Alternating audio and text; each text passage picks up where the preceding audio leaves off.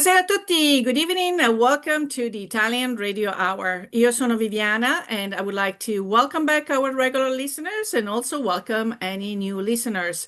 Also, be sure to like us on Instagram and Facebook at the Italian Radio Hour and subscribe to our YouTube channel to catch up on any past video interviews. Vorrei dare il benvenuto ai nostri ascoltatori da tutto il mondo, grazie per essere con noi anche oggi mentre continuiamo il nostro viaggio per l'Italia e la cultura italiana. Today on the Italian Radio Hour, we welcome two incredibly talented women whose collaboration brings together dance, storytelling, and visual art in a beautiful way. Anna Harsh is the founder of Allegro Dance Company, known for promoting and preserving Italian folk traditions through dance. She has recently ventured into the world of children's literature with her debut book, Alessia Discovers a Spider Web. Joining her is Alessandra Aozora, the illustrator of the book, whose unique background gives her work a vibrant multicultural flair. So together they have created a book that is not only visually enchanting, but also deeply rooted in the themes of discovery, identity, and imagination. So we'll dive into this wonderful conversation, ma prima pubblicità. Parli italiano? Do you want to learn, improve, or master your Italian? Istituto Mondo Italiano can help. Located in the heart of Regent Square, Mondo Italiano offers small group classes and one-on-one private tutoring, in person or online, to help you learn Italian in no time. Visit us online at istitutomondoitaliano.org. Anna, Alessandra, welcome to the Italian Radio Hour. How are you today? Good. Good.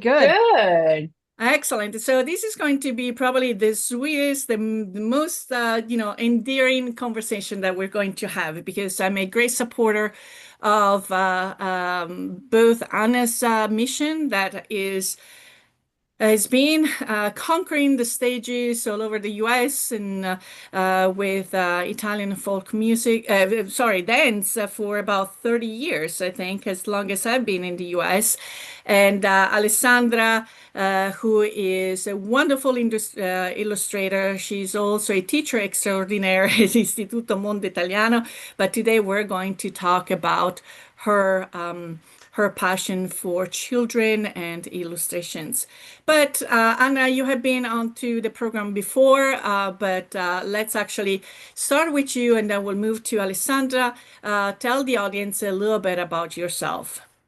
Well, I am an Italian American. All four of my grandparents came from Calabria in the early 1920s. And so when I went to college to receive my degree in dance, I wanted to do my last college thesis project on Italian folk dance. And I thought it would be easy, but it was quite challenging because nothing was written down. So I had to seek out teachers from Italy and throughout the United States too, to kind of help me put that project together. And I was encouraged by my professor to take it out to the community. So I did, grabbed a few dancers and friends and performed at one show, and we got gig after gig. So here we are 32 years later. We've traveled all over the United States and Italy and performing and preserving these dances for the next generation. So it made me think, I need to write this down. So after my first two novellas, about little memoirs that I wrote about my dance experience and the preservation project, I was approached by many of the readers to say, well, what about the Piccolini? What about the next generation? And so I said, okay, let me put my thinking cap on. And so Alessia Discovers a Spider Web was born. And I'm so glad that Alessandra illustrated all of these beautiful words and brought them to life in the book. So let's hear from Alessandra, because you have a multicultural background that probably adds to the vibrant, flair to your imagination and what you're able to create. So tell us a little bit about yourself. Yes, so I am Italian. I'm from Milano, but I was actually born in Japan. My mom is Japanese. My dad is Italian from Puglia. But I grew up in Milano most of my life, and then in 2009 I moved to New York City. I I studied fashion design and worked in fashion for a little bit. But then when I was in New York and I was babysitting for a while, I discovered the beautiful world of children's illustration, like picture books. I used to go to public libraries a lot with the kids that I was babysitting, and I just fell in love with these beautiful picture books. So I thought, maybe I could do this because I always used to love drawing. Drawing was my passion since I was a kid. And so, yeah, I just discover children's illustrations, and I decided to start doing this as a work job. Yes, and so this is the question actually all three can answer. How did the two of you meet? I think I'm kind of the culprit of that. Exactly. It's the only credit that I will take, okay? But thanks to the wonderful summer camps that we hold at Istituto Mondo Italiano, we engage every year Anna to be able to share the beauty of the dances with our campers in person, online. We have done everything, and it's so lovely to see these young kids that go from 6 to 12 really get into their poses. Then we give them costumes and so forth. And so I think it was probably during maybe the last camp or something last year that Joanna manifested your idea of working on this project. And you happen to say, I need an illustrator. And I happen to say, I know the best. I was so thankful for that because I was looking for somebody to bring these words and the story to life and something that was vibrant and personality and somebody who could bring, those ideas I had in my head to a piece of paper. And Alessandra really stepped up to the plate. And the story and the book is so vibrant and colorful. And I was so excited to present it. So I'm very much curious about the two processes and how they develop, in parallel to then meet again. So I would say probably there were initial conversations where maybe Joanna explained a little bit of a vision, and then you allow Alessandra to go into her creative world. I'll ask for from both ends what how you approached Alessandra to explain your vision, and then I will ask Alessandra how that vision was perceived and eventually the creative process that she's gone through. Yeah, I had the story already written, but it might have not been super perfect. So I made sure that I had an editor and about 15 teachers look at it. And then I was like, okay, I'm going to give this to Alessandra with a really quick storyboard. We talked about color schemes, I believe, and like what kind of colors we wanted in the book and what we envisioned for each set of piece of paper, each little scene, and where does she go, what does need to be in the scene to tell the story further than the words. So Alessandra came up with some sketches and I was like, oh, I love that sketch, and what does it look like with colors. So that was my process. I would present the words first and talk about each little section of the book step by step, page by page, so that it wasn't overwhelming for either one of us. And if something needed to change, we had that moment to talk about it and, hash it out so that we can get it perfect. Mm-hmm. Alessandra, how was your process like? So I remember the very first time Anna told me about the story, and I already like immediately had like the vision in my head. But then of course we had to like sit down with the script and go page by page. Um, and we had to also decide the like what was in each page, like the text, what text had to go in each page, And I always try not to be literal.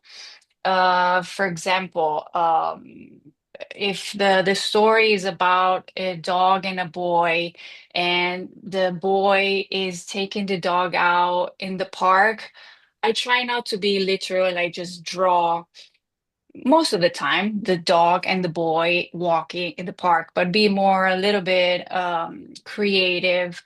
Um, and then I always ask, what type of personality have the two characters. So I try to envision that as well, and just start sketching.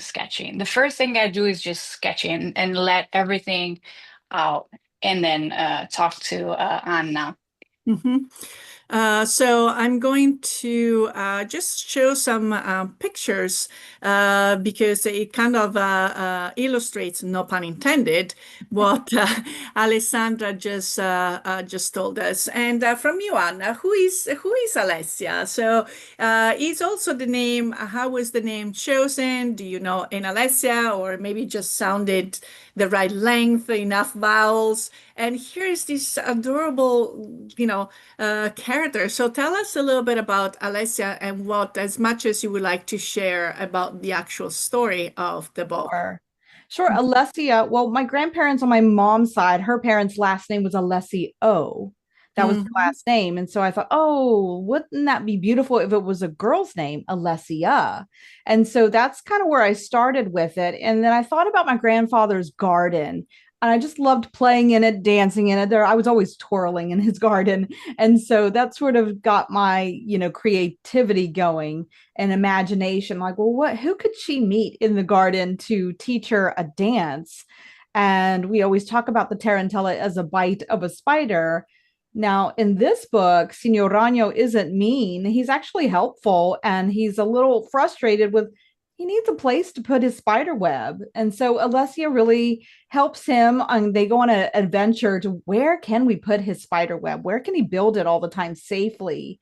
And in turn, he helps her with a few things in the garden as well. And teaches her a few steps of the tarantella, because he has a lot of legs, as you can see there. And so Alessione has two, and she dances fast. And he shows her a pattern that she could do on the ground, like he does with his web. So Alessandra did a great job with movement in the book, showing action.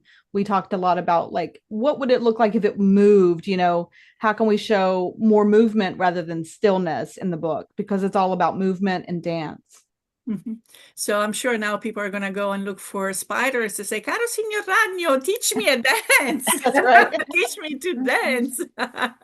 Yeah, so Senior Ranios represents culture, right? We learn about our culture through someone. And in this Mhm. case, Senior Rano is our culture leader, maybe in the book, and Alessia, she's so curious. She knows these dances, but he really shows her a new way to present it, perhaps. Uh-huh.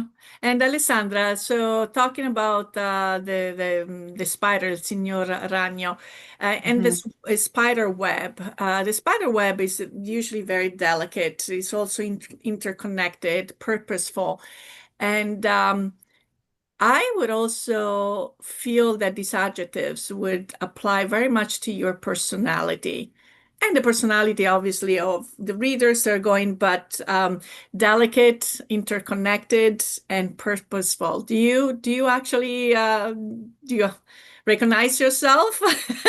Yes, yes, very, very much so. Yeah, it was very fun illustrating Mr. Ragno. I try to make it not scary, but fun, and give it a little bit of the Italian characteristics, like an interesting, important nose, mustaches, and a bow tie. And yeah, I really had fun. So, in addition to Mr. Ragno, and again, Ragno, for those that might not speak Italian means spider. Anna, you injected a few words in Italian, and in the book also people can reference to that. So obviously being a language teacher myself, I always appreciate it. It's easier also for a kid having a limited amount of words to learn, but they're meaningful because they're part of the story. So how did you go about that process and selecting what you wanted to put in Italian, keep in Italian? Yeah, I knew that as a child myself, I was always learning new words from my grandparents. So I thought, oh, this would be a great way to have maybe grandparents teach their granddaughter or grandson, one or two words every time they read it. Maybe just go over one or two words. And I thought, what can we do that's easy to say, that we can inject into the story that would still be fun to learn and maybe create some curiosity. Well, what does that mean? I'm going to look that up. What more can I learn about this? And so many of the teachers that pre-read the book said, oh, thank you so much for a way to have a lesson plan, some words that we can go over, an activity in the book that we can share with the students besides reading the book. So I thought that was interesting, and I was glad to hear that feedback because I wanted to have it be educational and entertaining, but something fun to read as well and something fun to look at. Mm-hmm. And I just wanted before, we'll continue this conversation, but before we go too far into the interview, that on June the 14th at Istituto Mondo Italiano, we will have actually the privilege of hosting both Anna and Alessandra for this magical, I call it when Storytime meets Italian Tarantella. There will be the reading of the book by Anna, a few questions from me, of course, and Alessandra will also engage into the creation of your own spider and some other elements or activities related to the artistic part of the book. So again, this is Saturday, June the 14th from 2 to 4 at Istituto Mondo Italiano. We'll put in the show notes. The cost is free, zero, gratis, but we need registrations so that we know how many activities to get ready for. So before continuing, we're going to go into a quick commercial break and we will be right back.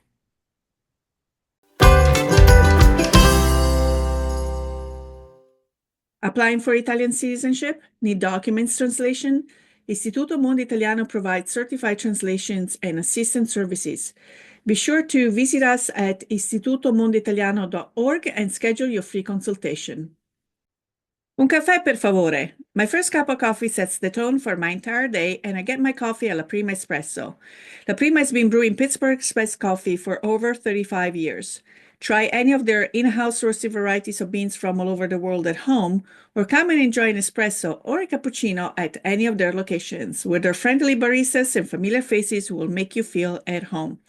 Visit laprima.com to get La Prima Espresso coffee at your door. Well, let's continue to talk about Alessia Discovers a Spider Web.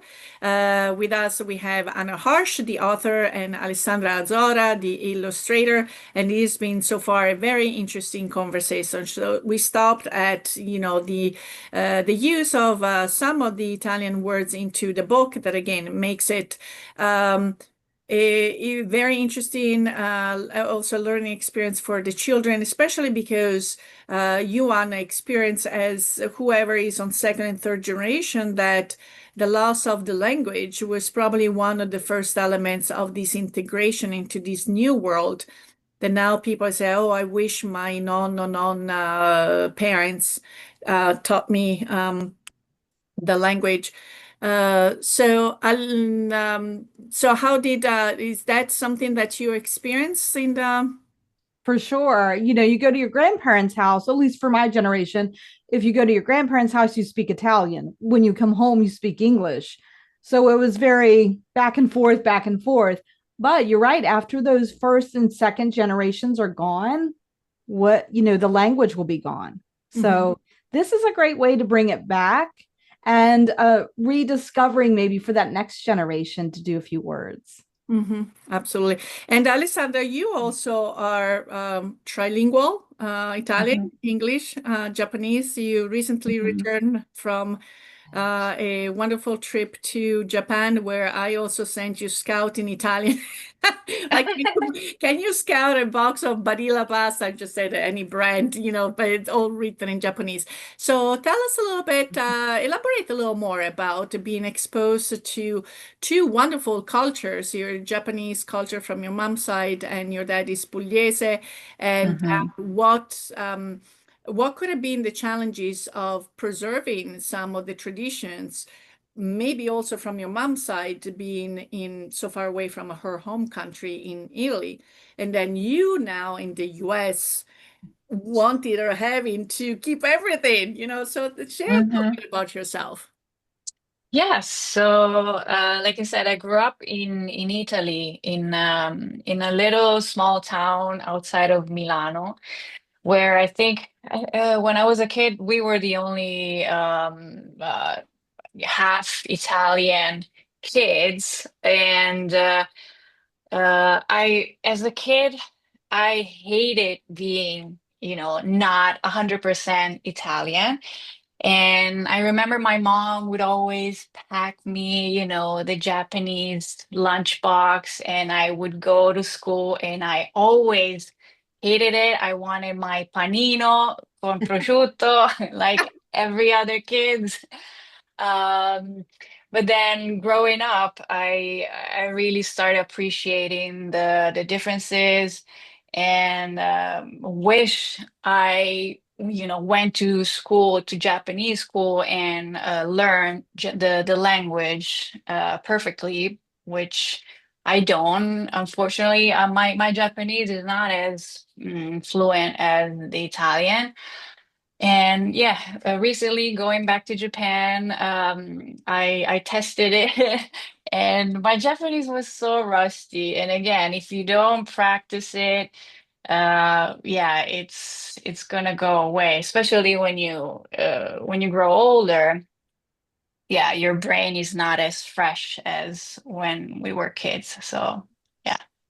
It's funny because you mentioned the lunchbox, and so I taught at an elementary school. I brought in an Italian program, and we had also some students from Japan, and I was envious of their very highly organized lunch boxes, and they can even eat spaghetti with chopsticks, and it was the Mm-hmm. best.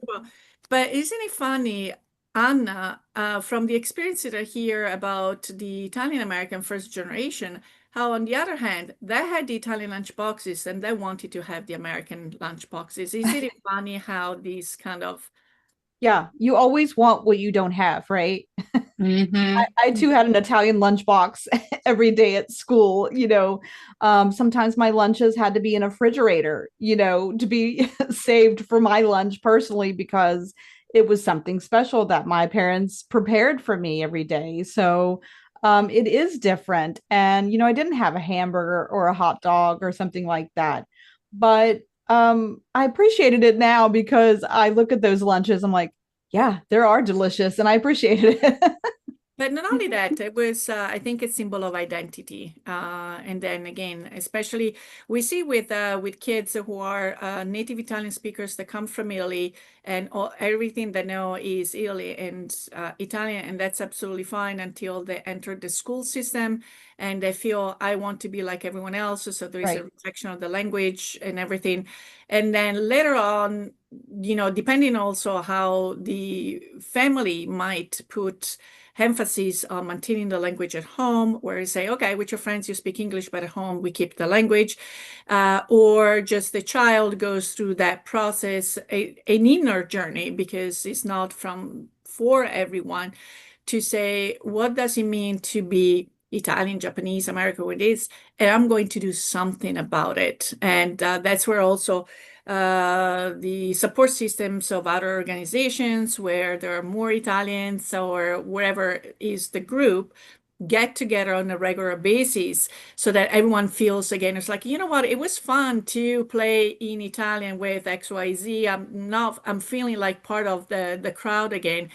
And it gives us absolute pleasure at Istituto Mondo Italiano when that happens, whether we're adults or kids, where we can let it out with the jokes and the comments and everything. So now, Anna, obviously, tell us a little bit about the connection that you felt or you feel between going through a dance and the rhythm of storytelling in a children's book. Yeah, I wanted, like I said earlier, I wanted it to be action filled. And so I try to choose words carefully that put a child or the reader on a journey, that they weren't still. There's only maybe one moment, and it's probably my favorite picture that I always tell Alessandra when she's in her bedroom and she's looking out the window and it's raining.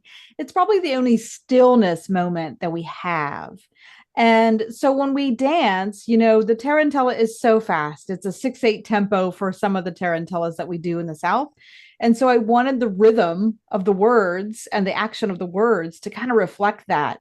But there is a moment of stillness because I wanted children to pause and think, Mhm. right? Pause and think, because we do make that circle and we are a community. So I wanted that moment of community where she worries about him and she is concerned for him. And she is knowing that now Signor Ragno is part of her community.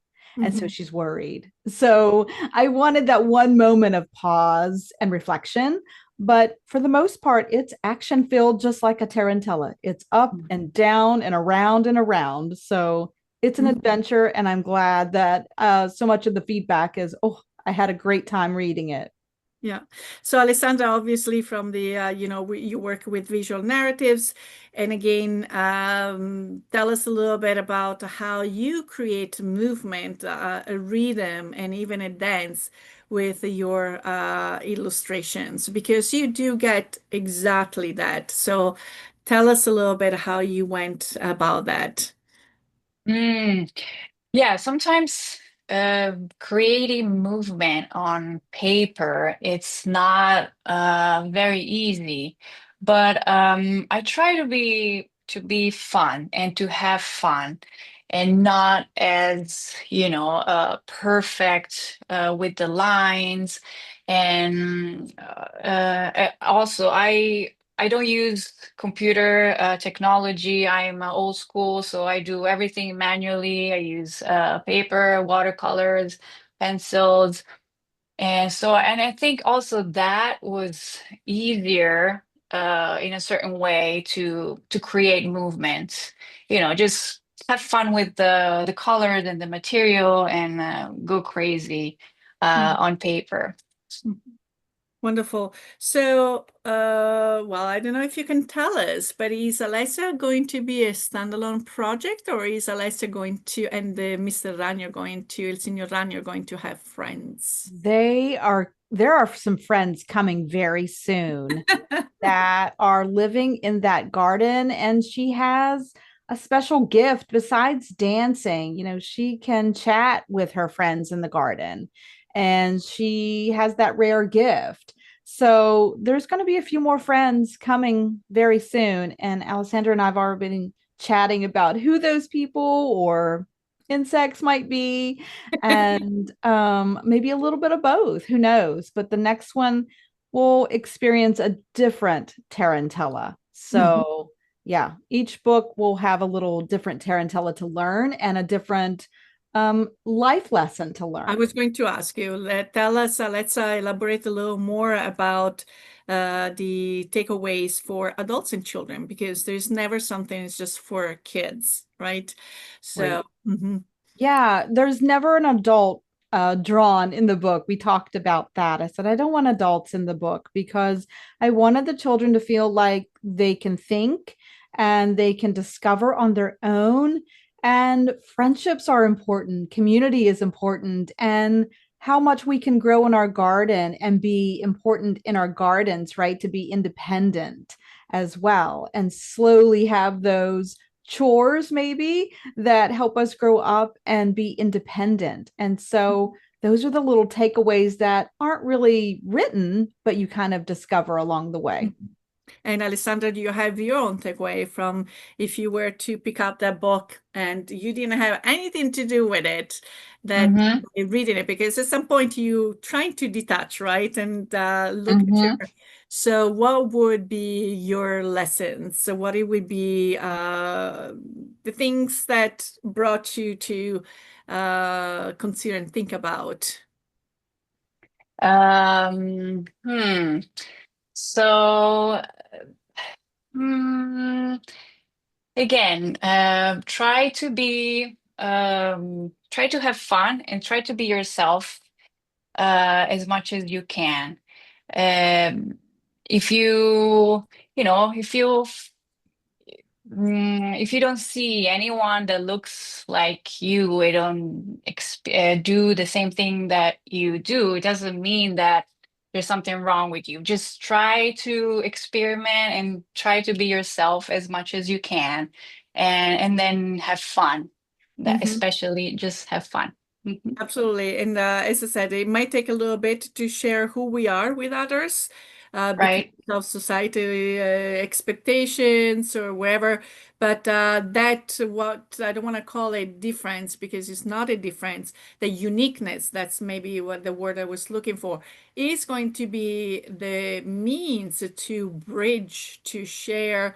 And it's like, okay, they might not be as curious as I would like towards me, let me share, let me kind of do the first move and attract them. And so I absolutely can't wait. Again, June 14th is coming up. It's Saturdays, not this Saturday, coming up next week from 2 to 4, Istituto Mondo Italiano. We'll put the link. This indeed is an event not to be missed. Anna, you have presented a book also at libraries and other venues. Yeah. This book is gonna, Alexia's gonna go around. Alessia, she has packed her bags and she is she's already gone to New York City and had a little brief moment of presentation there at my workshop. And so she'll be with us on Allegro's tour at every festival visiting. And if anybody wants to pick up a copy, obviously we'll have them there. You can get them on Amazon. And of course, at June 14th, you can get them signed by both Yeah, of us. both. That's a unique. Yeah. Yeah, nowhere else, I don't think, unless Alessandra wants to go on my special tour. But That would be a unique opportunity. And then you had also some stickers that are super yes, adorable. Here stickers. he goes. Mhm. Yeah, they're adorable, and they are being gobbling up. One is of Alice of Alessia dancing there with her tambourine. Yeah. Signor Ragno doing a little tarantella with all of his legs, you Mhm. know. So you can get stickers as well as the book, and I think children are loving that. They're sticking them on their backpacks and Mhm. everything, even in the back of the book to save them. So Mhm. creating their own spider web and their own scene. So I think Alessandra has inspired every child out there to draw their own imagination. What is in their garden? And it could be anything, right? Anything, So, anything. Yeah. I do have just before we go into closing some fun rapid fire questions, but they're easy. They're only probably three or four. Okay, we're gonna skip the food for later. We're gonna keep that. But Anna and obviously Alessandra afterwards, if there is a first book that you loved as a child, doesn't have to be a children's book, but something that you clearly remember reading over, loving the illustration, loving the story, wherever that is. So Anna, you go first, and then yeah, I Alessandra. I talk about this book in my first novel. It's a little ballerina book that my mom bought me, and I think I wrote my own name in it, like by myself for the first time in the book. It belonged to me, right? And so it was the life of a ballerina. What was it like? Does she go to class? Does she do this? And then she goes on stage. So I was fascinated with that. I think that was one of my first books, and I still have it to this day. It's very ratty. It's very torn up. It's so old, but I love it. And that was one of the inspirational books of course, but besides maybe Stregonona, I love that Oh, yes. series. Yeah, of The course. ball, yes. Yeah. Alessandra, how about you? Yes, mine is a series of books. It's a Japanese picture book about a family of mice living in the woods. And it was so detailed, like so many different characters, so many details, and I love it. I still have it, of course. And yeah, every once in a while I go back to it and just enjoy the illustrations. Okay, well, the next question is for you, Alessandra, first. Okay, what's Mhm. your dream place to read a book? Where's my dream Dream place? place to read a book. Like if you have a book and you want to have your dream spot, where would you? Oh wow. That's an interesting It could be question also part of because your house, your backyard, or the little hmm, corner that we have in Mondo Italiano. We have a that would children's be library corner. that's right. Yes, that would be yeah something. I can see myself like maybe in the summertime in somewhere outdoors. Yeah, Mhm. something more very casual, very uh yeah, very easy, simple. Okay. Mhm. And for you, Anna? Oh, if I had to pick, I would say on a beach, maybe, in southern Italy, maybe in Calabria. Okay. I Okay. could, Okay. if I Okay. could. But I Okay. usually read, we have a little lounge library here in our home. So I usually read in our lounge and curl up with a book that I'm probably studying or just enjoying. Absolutely. Okay, so the next one is for you, Anna. What color? Because describes best your personality. I always say fuchsia because it's somewhere between a soft pink and a hot red. Okay. I like It's that. vibrant and party. We're always ready to party, but sometimes we just want to sit back and relax. Mm-hmm. Alessandra. I used to love purple when I was younger, but now I'm very much into red. For some reason, I don't know. I know that red is a color of, passion, extravagant, personality, which I don't know if I am because I'm very introverted, but I just love red. Yes. Now, is it red not because we need to bring it to the Italian, to the food element, to the red, the color of tomatoes? Do you have a cute story with tomatoes that might be related? Yes, actually, I do. I've been working on this project, my very own project, um, biographical, if we can say. It's about this little girl, and her name has something to do about tomatoes. And yes, Yes, can I discuss will. Yeah, that. it's coming very, very soon. It's Okay, coming. okay. Yes. The next one you have already answered, I think, between pen and pencil. Do you have a preference, Alessandra, when you do? Yeah, pencil for sure. Mhm. And Hmm. Anna, how about a spider or butterfly? Maybe a butterfly. I mean, who knows? I did a whole show about farfalla. Oh, okay. Mhm. Okay. Yeah, yeah. So, and then the last one is, let's start with you, Anna. One word to describe Alessia Discovers a spider web. Our final thoughts. I would say curiosity. Mm-hmm. Okay. And Alessandra, the same question for you. Uh, persistent, persistent. Persistent. Yeah. Okay, Hmm. wonderful. Well, unfortunately, our time together is up. Il Big Ben ha detto stop, and it's time for us to say arrivederci e alla prossima. We want to thank you for tuning in into the program. And if you have any questions or comments, or if you have any topics you would like us to address, please contact us at italianradiohour@gmail.com. We would love to hear from you.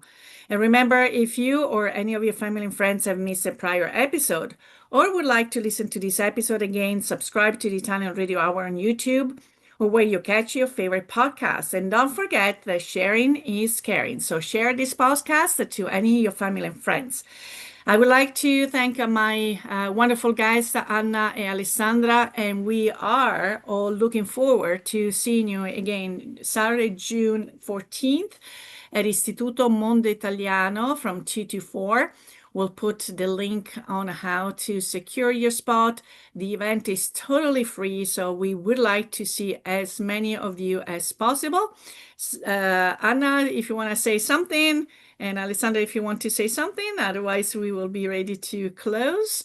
Yeah, don't forget, you're going to learn a few Tarantella dance steps Right. that day. So you're going to want to get a book and meet Alessandra and myself and learn some dance steps and creativity that day, right? Lots of creativity. Yes, there's gonna be some crafts. You're gonna make your own spider using a lot of fun materials. So yes.